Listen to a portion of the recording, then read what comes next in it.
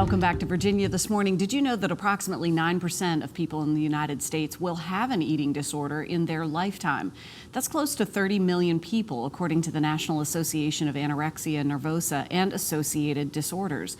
Our great friend of the show, Dr. LeKeisha Hite, here, ready to talk about the signs and treatment options. We welcome her back to the show. Dr. Hite, it's wonderful to see you. Good morning, Jessica. How are you? I'm doing well, and this, is a critically important conversation even during the times prior to these last 2 years that we've spent, which I venture to guess have exacerbated this issue to some degree. I have in my notes here February 21st through the 27th, National Eating Disorders Awareness Week. This is a key week to focus on this. That is correct. What we've seen is an influx of eating disorders, especially on the rise from COVID-19.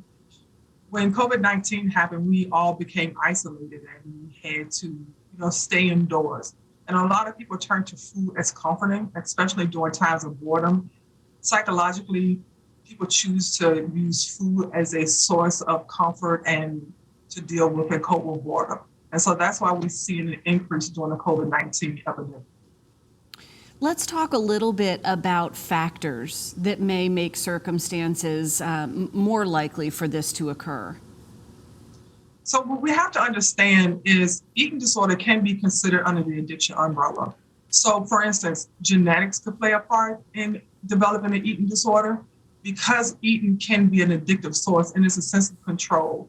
Some people try to use eating as a way to, I can control things in my life. Because at one particular point in my life, I may have not had control. Or it could be a learned behavior. For instance, you had a parent or a sister or a brother that coped with a dramatic breakup through eating. And so they use eating as a coping mechanism to deal with that loss. So to control that loss, I can control what I put in my body. And so they tend to turn to food as comfort and they continue to consume that and they develop it as a coping mechanism, which in turn can turn into an eating disorder. Dr. Hite, what are some of the symptoms and signs you may see as a loved one or caregiver for someone going through this? So in particular, some start developing depression. The symptoms that you can see physically is what they call bulimia face. Bulimia face is when someone purges, when they eat too much and then they throw it up, if you will. And so their face begins to swell. So where a family member can notice, hey, I see other parts of your body, not being big. However, your face is beginning to swell. That's one thing. Also, the breakdown of their teeth. You can see that the more you purge and you throw up the acid from your stomach, messes up the lining of your teeth. And just isolation. Some bulimics tend to isolate themselves because they do not want family members to notice what they're doing. They don't want to be confronted on their behavior because the majority of them, although they feel like that they have a weight problem, they do know the actual mechanism to control their weight is not healthy.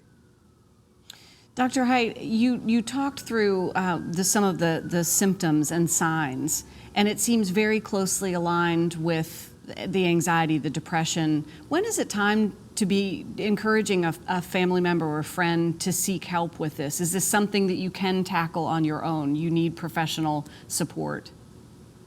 The biggest thing is family support. Because we see eating disorders emerging at a younger age, usually middle school into high school, you want to attack as early as possible. And the thing is you don't want to alienate them in regards to eating and saying that, hey, what is wrong with you? You want to try to stay away from the eating conversation or the food conversation because that may make them revert back to the using food as a coping mechanism. However, family support may not be as much as they need. So sometimes you have to reach out to a therapist, and especially therapists that specializes in eating disorders. It's interesting. It's an incredibly sensitive conversation to have. That's great insight about not necessarily having the food component of the conversation directly, but addressing those other elements. You mentioned happening early in life. Is this a pattern or a scenario that manifests early and carries with you, or is this happening to adults, maybe who've never experienced this before? The interesting thing is what I have to point out during this time is social media. we see body imaging on social media and how people feel like they should look, although most of those bodies are through filter mechanisms. So what you see is the younger generation and the high schoolers and middle schoolers are attached to social media, feeling as if I have to look like this person. I have to be like this person.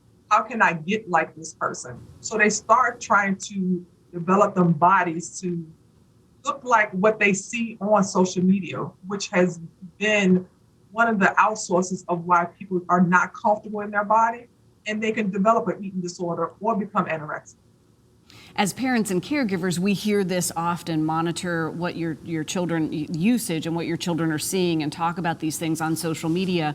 But if you yourself as a parent or caregiver are not necessarily coming from a place of full acceptance either, how can you begin to help care for yourself in order to set that example? First, you have to recognize it's a problem. Recognizing is the first step. You know, if you see that your eating has increased and you see that you're feeling shame in reference to how you are handling that eating, as far as taking too many laxatives, exercising too much, or have excessive eating like binge eating and then purging or throwing up afterwards, you have to recognize what you're doing at first. And then at that moment, once you recognize, hey, this is a problem, I know I'm doing this as a problem, you might want to do some research to see what things that you can do to incorporate it, get on a healthy diet, a healthy lifestyle. The biggest reach to that would probably be therapy, because some people who suffer with eating disorders may have to go inpatient because it becomes that severe. And it can be a medical problem as well. As an issue of control, it is certainly something to be incredibly aware of. Thank you so much for talking with us, Dr. Hite. We appreciate you. Thank you. Thank you so much. Absolutely. We will share more information on this topic and services that Dr. Hite provides at Therapeutic Treatment Center and Therastop. You can visit our website by 3 p.m. this afternoon, virginiathismorning.com. We hope to see you on the other side of this quick break.